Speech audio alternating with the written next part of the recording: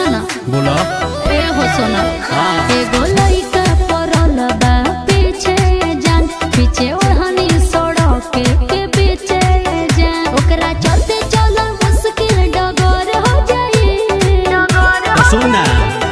जहिया अजब तहार डर हो जाई तू जान हो तोहरेला मर्डर हो जाई तू जान हो तोहरेला मर्डर हो जाई साँझ को बतानु म्यूजिक बाय मास्टर प्रिंस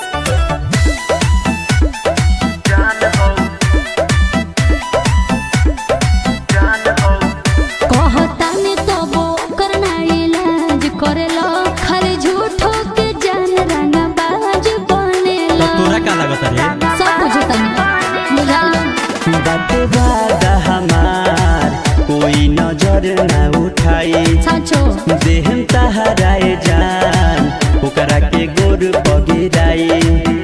कुछ करना तो राजा गड़बड़ हो जाई तो आदेश करो जहिया अजब तहार डर हो जाई तू जान हो तोहरेला मर्डर हो जाई तू जान हो तोहरेला मर्डर हो जाई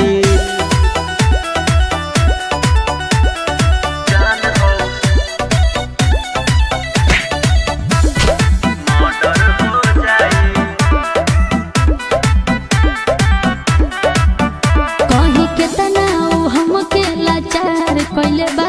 जन सारा उ हो दे आज पार कइले बा आज व्यवस्था हो जाई पिटवा के ना के एकदम खाली सुनले बारू तू देखबू हमार अजबूता कहिया? साले के तोहरे सोझा मारे बना के आज तूता ए शिकारी करो ऐसन ओकरा डर हो जाए हाल खींच ले मुकर जहिया अजब तहार डर हो जाई तू जान हो तोहरेला मर्डर हो जाई तू जान हो तोहरेला मर्डर हो